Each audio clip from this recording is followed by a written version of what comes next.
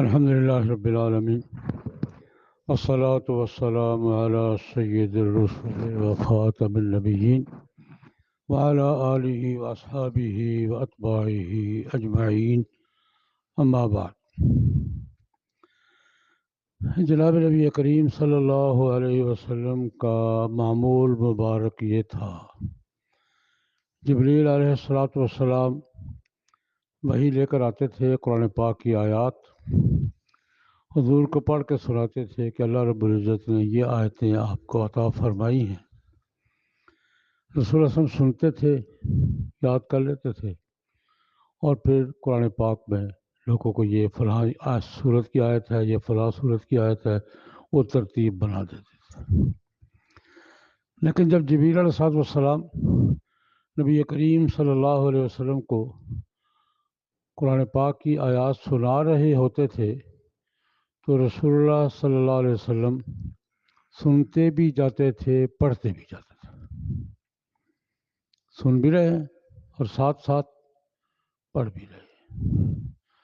اللہ پاک نے اس سے منع کر دیا، ہم لا تحرک بہ لسانک لتعجل بہ۔ جب آپ قرآن پاک سن رہے ہو نا تو زبان بند رکھیں، زبان کو حرکت نہیں دیں۔ لا تحرک بہ لسانک، اپنی زبان کو حرکت نہ دیں۔ لتعجل بہ، جلدی نہ کریں آپ۔ حضور کیوں ساتھ ساتھ پڑھتے تھے؟ کہیں بھول نہ جاؤں، یہی ہوتا نا، نبی آیت سنی ہے، سنتے ہوئے پوری آیت کہیں لفظ بھول نہ جاؤں کہیں، تو ساتھ ساتھ پڑھتے تھے تاکہ یاد آ جائے، اور جب پڑھوں تو پوری پڑھوں۔ اللہ تبارک و تعالیٰ فرمائے ایسا نہیں کریں آپ۔ ایک بات تو یہ فرمائی کہ 3 باتیں ہمارے ذمہ ہیں، ان علینا جمعہ و قرآن، فإذا قرأناه فاتبع قرآنہ ثم ان علینا بیانہ۔ اس کو آپ کے سینے میں محفوظ کرنا ہمارا کام ہے۔ کس کا؟ ہمارا نہیں، اللہ کا۔ کس کا کام ہے؟ اللہ کہتے میرے ذمہ ہے، محفوظ میں کروں گا۔ وقرآن، آپ کی زبان سے پورا پڑھانا کس کا کام ہے؟ ہمارا کام۔ ثم ان علینا بیانہ، پھر اس کا مطلب مفہوم آپ کے دل میں ڈالنا کس کا کام ہے؟ ہمارا۔ یہ 3 کام اللہ نے کہ میرے ذمہ ہے۔ آپ کے سینے میں محفوظ کرنا میرے ذمہ ہے، آپ کی زبان سے پورا پڑھوانا یہ میرے ذمہ ہے، اور اس کا مطلب مفہوم آپ کے دل میں ڈالنا کس کے ذمہ ہے؟ میرے ذمہ ہے۔ پھر ایک جگہ یہ فرمایا وَلَا تَعْجَلْ بِالْقُرْآنِ مِنْ قَبْلِ أَنْ يُقْضَى إِلَيْكَ وَحْيُهُ، جب تک وحی پوری نہ آپ کو سنا دی جائے آپ پڑھنے میں جلدی نہ کریں۔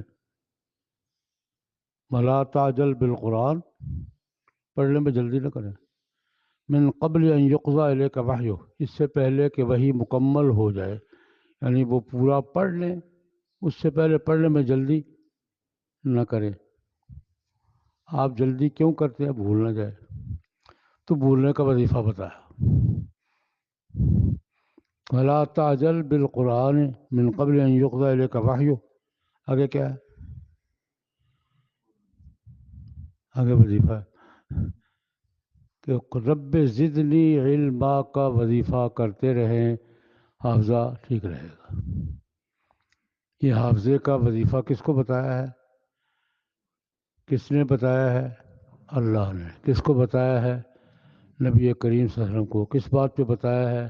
کہ آپ جلدی کرتے ہیں تاکہ بھول نہ جاؤں، تو آپ جلدی تو نہ کریں، یہ وظیفہ پڑھتے ہیں، رب زدنی علما۔ اس سے آگے ایک بات اور کہی ہے، اس سے اگلی آیت کیا ہے؟ وَلَقَدْ عَهِدْنَا إِلَىٰ آدَمَ مِن قَبْلُ فَنَسِیَ۔ یہ بھول جانا انسانی فطرت ہے، بابا جی بھی بھول گئے تھے، آدم علیہ السلام بھی۔